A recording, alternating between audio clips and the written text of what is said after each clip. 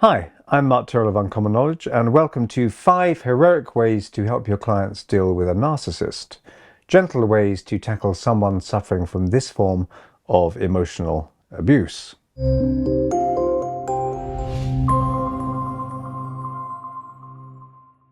Frigid, stupid, crazy. That's me. Adele, a client of mine, reeled off her boyfriend's, Gary's, colourful diagnosis of her problem. Of course, guess what? This boyfriend, the real him, was the very personification of charm when it suited. Every rose has its thorns. Or in this case, every thorn bush has a petal or two. So I got down to some careful, empathetic questioning, and lo and behold, Adele's self-esteem had been fine before she'd met Gary. Adele had been perfectly happy before she'd met Gary. Adele had never been called frigid, stupid, or crazy before she'd met Gary. And why had she come to me for therapy? Like all good manipulators, this perfect specimen had succeeded in convincing Adele that she was the problem, that she was lucky beyond belief to have bagged him, most wondrous of beings. After 2 years with this guy, Adele really was afraid she'd lose him.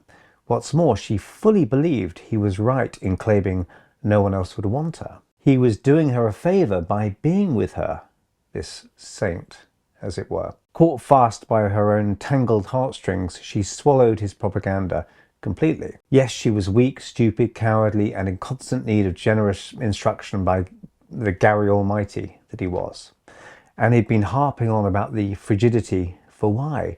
Because she wasn't exactly keen to have a threesome with him and another woman. Other than that, their sex life had been vigorous and passionate, according to her. But now he'd sent her to see me to help her overcome this inhibition. Clearly a control freak of an order to make Vlad the Impaler look like the too nice guy a wary woman would never date.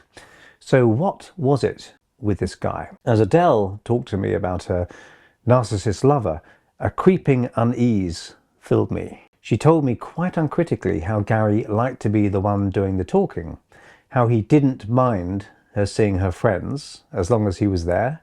That was nice of him. He doesn't like other people talking, she said, and he doesn't like it when I talk to anyone else. I guess he's just very social, really, and loves to be the centre of attention.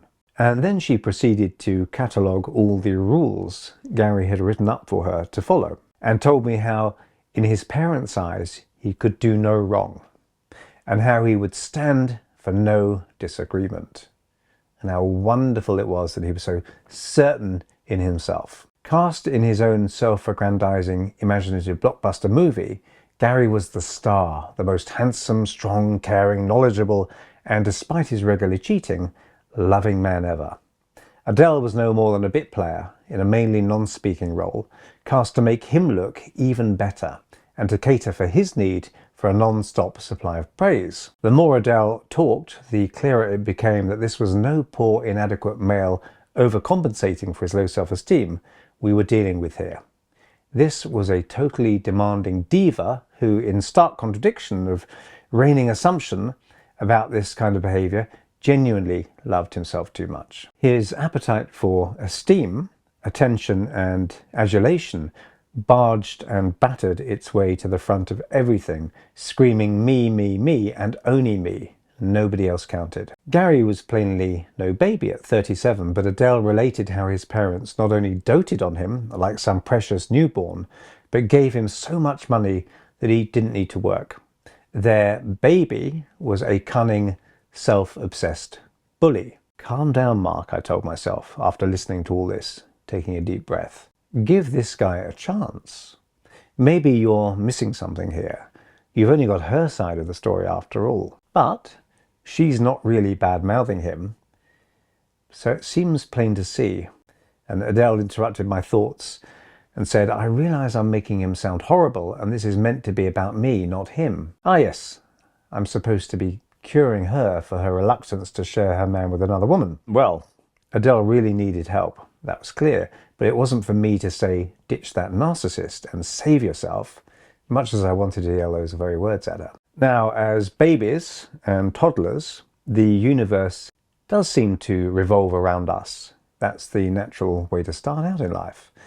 But it's not meant to stay that way. When it does, for whatever reason, we can end up being pathologically selfish, spreading suffering all around as we pursue our own egotistical ends in complete disregard of the needs of other people. So sometimes we need to come to the aid of the innocent victims of this all-pervading egotism. I wanted to gently maneuver Adele away from the self-damning sense that she was all wrongness to his glowing perfection, that she was all to blame for his rages, or tantrums as I called them, and infidelities and put-downs. So here are 5 smart tips to help you help a client who may be stuck in the web of sociopathic narcissist, or someone with narcissistic personality disorder, depending on your favorite diagnostic language. So number 1, tread carefully, for you tread on my dreams.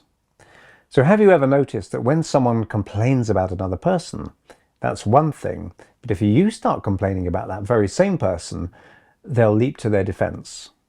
This is a common pattern and we need to allow for it. And let's be fair, people can behave narcissistically sometimes without needing to be labelled a narcissist. Some people just need to grow up after all. So I don't like to go around labelling someone as this or that because labels are so limiting. But it's perfectly possible to talk about how people seem to be behaving without calling their whole identity into question. Someone might be in love with poison, but it's their poison. And we have to respect that whilst trying to help them away from it at the same time. You might see clearly that someone is shackled to a two-timing, self-obsessed, manipulative, callous pariah, but we still need to be careful of the rubber band effect. It's a classic mistake to assume that all we need to do is point out a few things, although pointing out a few things can be highly effective sometimes. But generally speaking, rather than charging in with what an absolute narcissist nightmare you're involved with, we might tread more gently. So, we might say, when he behaves very selfishly like that, how do you respond to him? Here, we're treating it as a given that he's self-centered and cruel in his behavior, but we're not giving them too much to fight against by saying he is clearly a fill in the gap. 2, teach your client to externalize negatives. Narcissists and bullies of any kind are attracted to and often attract people who are conscientious, caring and sensitive, like Adele. People who tend to look to their own part when things go wrong, who see the best in others but are quick to blame themselves. And that's the perfect target for a narcissist. These traits are favoured when the narcissists choose relationships. Now, conscientiousness, a willingness to take responsibility and see the best in others, are all wonderful traits if they're counterbalanced with a self-respecting sense of justice and fairness and balance and seeing the bigger picture. Without this corrective filter, they can make people prone to low self-esteem, depression, guilt and shame, all the things that people manipulate us through. Internalizing all the difficulties in a relationship, I just need to try harder and it will work, it's all my fault and so on, means that the other person is free to externalize blame for anything that goes wrong and blame you. Which is exactly what narcissists tend to do about everything. Nothing is ever their fault. Conversely, the narcissist will internalize credit.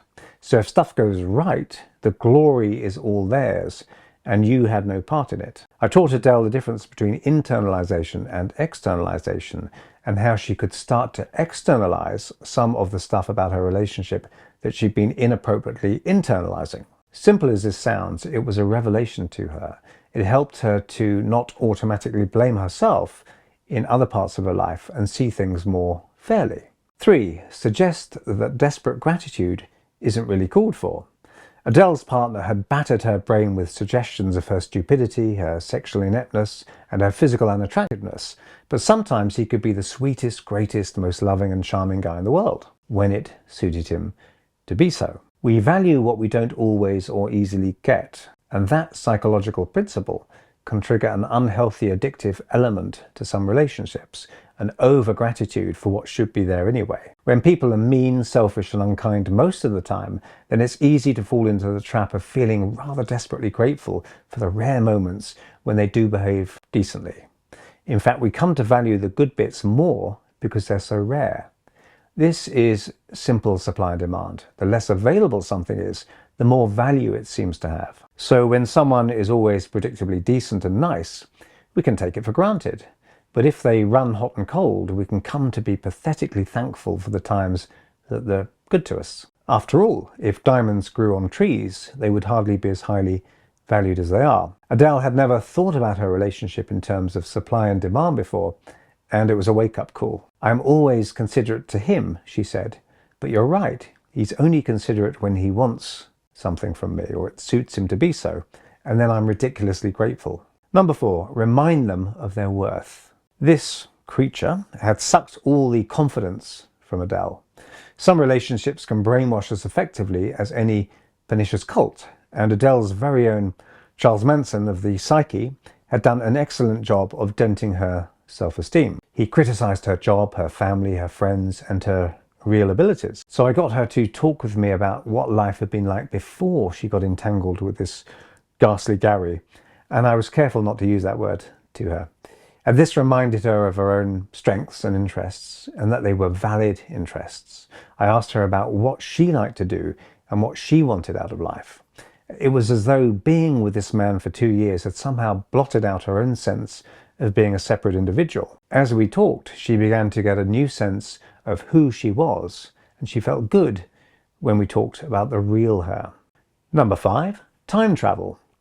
It was clear to me that although she'd been trying to hide it from herself, Adele did know what Gary was really like.